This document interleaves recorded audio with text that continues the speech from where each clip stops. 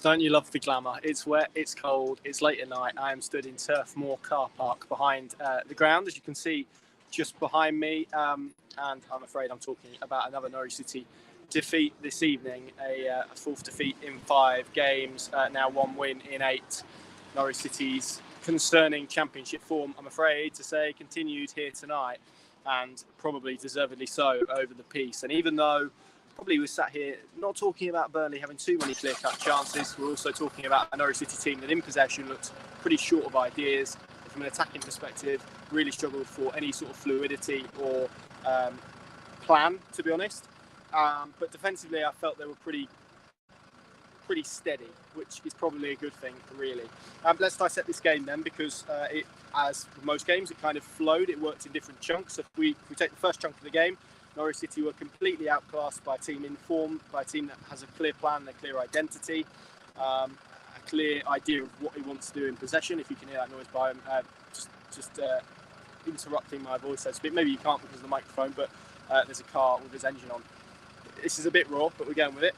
So that first part of the game, Dean Smith described it as Burnley out-footballing Norwich. I would agree. I felt it was one team that had a really clear, coherent plan of how they wanted to play. Vincent Kompany actually changed the way his team build up. They usually build up with a 3 and a 2. They tweaked that slightly, tried to play or funnel their play centrally. I think that was largely because of the wide options that Norwich City have and the fact that they were pushing their fullbacks on so high. I think to create that central play, they then wanted to push the wing-backs on to provide the width and attack that way. It had a really good effect. I felt for the opening half an hour, really, they were so dominant in this game. They kept the ball really well. And actually, Vincent Kompany over a very short period of time has created a clear identity, has completely flipped what this football club is about and what they try and do on the pitch. And there were some really good passages of play involved. And actually, I feel they're probably a striker away from comfortably winning this division, if I'm being completely honest. It felt like one team was playing with energy, with structure, with purpose, with intensity, and the other was willing to perhaps sit off and not really engage and didn't get the pressing structures right. But then coming out of that period, Norwich did tweak a little bit, and they did tweak the way they press, and they basically went to a flatter 3 that forced Burnley to try and play around them. They had not as much success as that, but all it really succeeded at was nullifying Burnley and turning them into turning it into a really drab affair. And that was really all Norwich City had in their arsenal all night, to be completely honest, to try and nullify what Burnley were doing and keeping themselves in the game. And if there's one positive that emerged from this game, it's the fact that they managed to keep themselves in it for as long as they did. And for all of the talk about dominance, control, structure, plan, and I'll use those words as that car departs. Hopefully it doesn't hit me, otherwise this could be an interesting video. For all those words that I'm going to use, by the same token, Norwich did manage to stick in the game, and Burnley didn't create probably the sheer amount of opportunities that perhaps Vincent Kompany would have liked, and certainly that this team has done with some regularity in fixtures this season. But there is a fluidity, there is a plan, a purpose, an identity. I thought they were the superior team, and actually I felt it represented probably where both teams are. Burnley in a progressive transformation under a head coach who has a plan, an identity and a structure, maybe hasn't been bruised by probably the Premier League experience as what some of Norwich's squad have, and a team that looked a little bit devoid of confidence, that tactically I felt got it wrong from the start, and also in possession is struggling to have a clear plan. He's struggling to know what it is. He's struggling to look in the mirror. It's kind of like, I'd describe it as maybe like a conflicted teenager. They're kind of looking in the mirror and not really sure what they're looking back at and what they are or what they're trying to do or what they're trying to be. And for me, the frustrating point is Norwich City, yes, came here with injuries, and I'll come on to the mitigation, but they came here tonight solely to defend and to contain and to frustrate.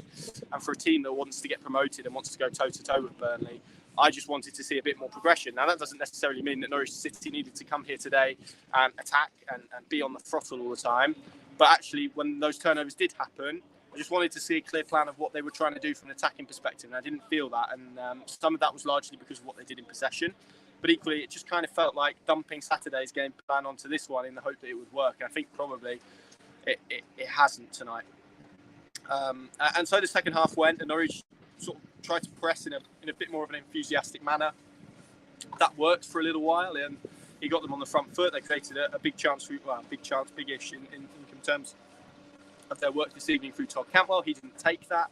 And then from there, I felt Burnley had a lot of control of possession, and you could see what they were trying to do. It was almost kind of vintage Daniel Farker, not to reference that, but just in terms of the way they were trying to shift the ball about. And I've spoken about this a lot when you play teams in low blocks, you have to shift the ball and try and break their shape. And Norwich actually got their shape pretty good off the ball. I felt they dealt with crosses really well, both low and lofted. And like I say, from going from the opening half an hour where everything was funneling through the middle, they got to a stage where nothing was really funneling through the middle, and it was all coming through the sides, and then they could deal with the crosses fairly routinely because Burnley were playing with Jay Rodriguez, who was a little bit of an aerial presence, but also Nathan Teller, who probably isn't and wants the ball to feet a bit more, and they were probably reliant on Burnley breaking them down. But again, maybe this is my view, and maybe people will disagree. I just wanted to see more of what Norwich City were trying to do and who they are. And you know, you can say that all season really. We're yet to really see what this Norwich team is about and what they're trying to do. I think particularly in games against better teams, and this is a better team than them. This is a team that, unless something drastically changes, this team will finish above Norwich City. I think Sheffield United will finish above Norwich City. And that's an alarming trend, actually, that we're seeing Norwich City come to places. Tips for promotion, by the way, and people are expecting this group of Norwich City players to get promoted. And they are second best in games against teams towards the top of the division. Now, Dean Smith will argue there's plenty of mitigation tonight. The fact that they came here with quite a weak, well, I don't want to say squad, but a weaker bench. There weren't frontline options. There were key frontline options missing. Dimitri Giannoulis has cracked a rib. Excuse me. Or maybe apt. Ben Gibson is suffering from a bit of a stiff knee. But actually, you look at the two replacements, Sam McCallum and Jonathan Tompkinson did very well tonight. Sam McCallum in particular, considering he had one training session under his belt, was thrown in, basically asked yesterday if he was able to do it, did it, and really played well for me in what was tough conditions. It's a tough atmosphere to throw any player into. And then the second, Jonathan Tompkinson, 20 years old, first championship start, again coming into a game against teams who...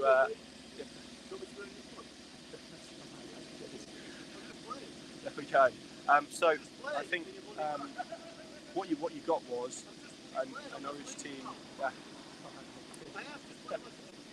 So what you got was a situation where Burnley were.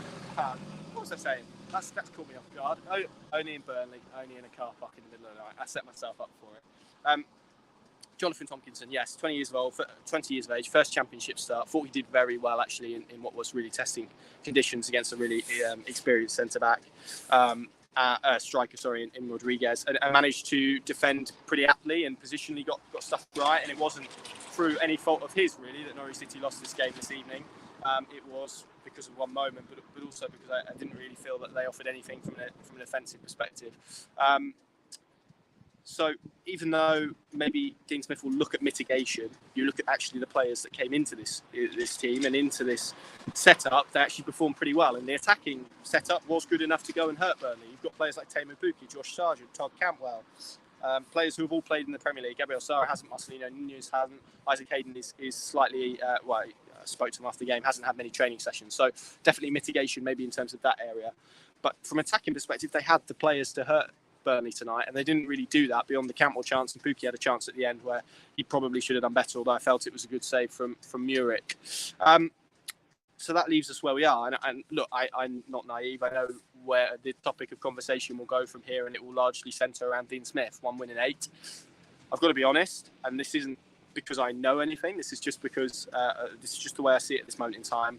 I don't really envisage Norwich City making a change. I could be completely wrong. It's just not the sense that I get. You can usually have a sense around the club, and speaking to people and speaking to players and speaking to coaches, I don't get the sense that we are there, to be completely honest. And as things stand, Dean Smith will be in charge of his 50th game for Norwich City on Saturday. He's certainly in the bottom 5 of win percentages. 1 win in 8 is certainly not a good enough record for this team, and it's difficult unless Norwich City majorly turn around this form to construct an argument for him remaining in post. And if the results continue as they are, he is experienced enough, and everyone knows the way that story in particular pans out. Dean Smith would no longer be the head coach. I just feel at this moment in time, stepping back, he would argue that there's mitigation. They haven't had a left back. They haven't had any balance in their side. He said that in his post-match press conference, that he's probably yet to really have a team that he would like. So when you look at that, I think probably the people who are making decisions, who do make decisions, will take that argument as a solid one. And it's worth noting, I don't necessarily agree with this, but there's also the argument, of course, that he was on the verge of losing his job as Aston Villa manager when lockdown came around. And there was that period in between, obviously, lockdown happening and football restarting, where he analysed the squad and he managed to get an uplift in results and he kept Villa in the league. I think that will be used as an argument, as a example among Norwich City people. But again, I'm not saying that I definitively know anything. I just don't get the sense we are there yet. And the mood the club is in, I'm not sure what it will take for him to go, if I'm being honest. And that's not me giving my opinion, because I've always said that it's not for me to call for managers to go. I simply say what I see, and Norwich City haven't been good enough this season, really. It's not good enough for this Norwich City side to be out of the top 6 of the Championship, however you dress it up, in whatever form, whatever mitigation, because actually this squad was assembled to be deep enough for this level, to compete with this level, to stand up to the rigours of this level. And it isn't doing that. And actually, it isn't looking very good when it's doing that, actually. And I'm still yet to see a really clear plan in possession. And at this stage of the season, that's a worry, particularly when you contrast that with what we saw tonight in Burnley, who appointed a new head coach in the summer, who have overhauled their style completely from what they were about under Sean Dyche, who have overhauled their squad. I think that's a major thing as well, because there's that newness, that freshness around Burnley that there isn't necessarily with Norwich, I don't feel, at this stage. And they recruited 4 players to fit a particular style. And at this moment in time, I've got to be honest, I expected in pre-season for Norwich City to be a high-pressing, energetic, pretty exciting, pretty dynamic team to watch that maybe wouldn't have a lot of possession at times, but also would go and impact games in different ways, would look to try and win the ball higher up the pitch, would look to try and make the most of transitional opportunities, because I think you look at the numbers and the statistics, that is kind of the best way that they're going to crack the top flight, in my view. And actually, I'm not really sure what they are at this moment in time, because like tonight, they proved that certain pressing structures they can't complete properly. And when you don't do that, your whole game plan falls apart and you're left with that, which is men behind the ball, a real struggle, a real grind. You're essentially playing for a 0-0. And I'm sorry, but when you're expected to win championships and you're expected to win promotions, you've got to go into every game believing you can win it, with a plan on how to enforce yourself onto the opponents, whereas I felt Norwich were pretty reactionary tonight, and they had to be because of the way the game unfolded, but their initial plan didn't work. Then they had to essentially go to a flat 3 to stem the tide, and it's so stodgy in possession. And actually, I think the defensive third and their work off the ball isn't too bad. And by that I mean it's as a unit they had a block of 4, they had a block of 5, they dealt with crosses all right. That's fine, but by the same token, then it takes a moment, it takes a minute, it takes a mistake, an opportunity to turn the game on its head. And when that happens, and you don't impose yourself on the game, and you don't look particularly great in possession, and you don't have an attacking plan, you're left with what we got tonight. And that's a really difficult watch, and a watch that, to be honest, not many supporters deep down will enjoy watching. And obviously, whether that matters to Norwich City at this moment in time or not, the way it was presented in 2017 when a move to this model took place, I'm not quite sure where we are in terms of model and structure. And let me get my head in the way of that light. There we go. But it doesn't feel, Stuart Webber made a point when he came in, when fans turn up to games, they would be able to watch Norwich City and know that they play in a certain way. And they would be able to identify that way and connect to that way. That was the case for a number of years.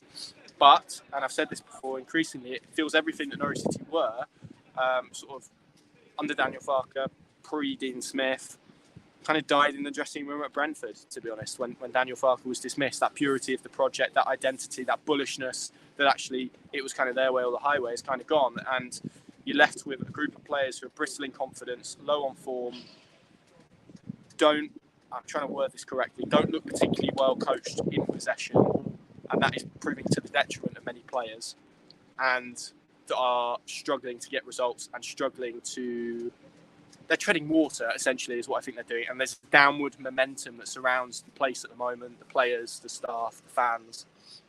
I don't really see how that shifts, if I'm being honest. And look, that might mean that Norwich get a win here and there, but actually across the season, if they were to persist with this, I don't really see them hitting the heights that I would say Burnley will hit this season.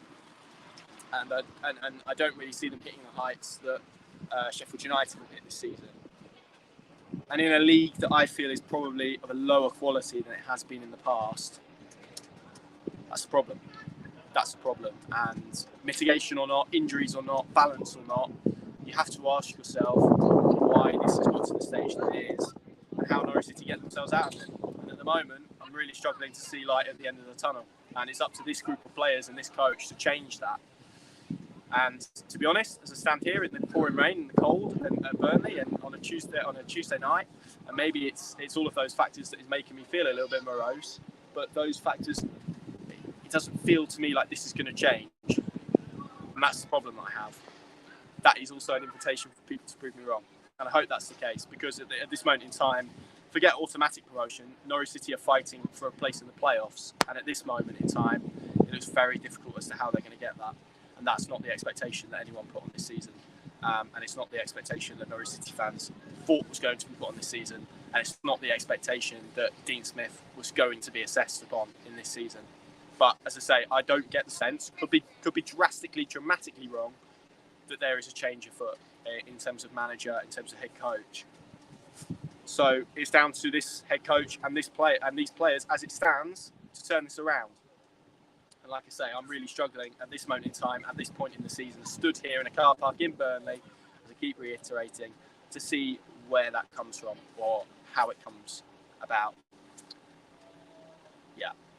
Sorry, that's a bit grim and a bit gloomy, but that's it, I'm afraid. That's kind of where Norwich City are. Not good. 8 without a win, outside the top 6. Where on earth do Norwich City go from here? Thank you very much for watching. From the glamour of a car park outside Turf Moor, a very safe trip to those wonderful 700 Norwich City fans who came here tonight, in the rain, in the cold, inconvenient kick-off time. You know, people shouldn't forget how wonderful those people are, and they shouldn't take them for granted either. And I hope no one does. Thank you very much for watching. See you soon.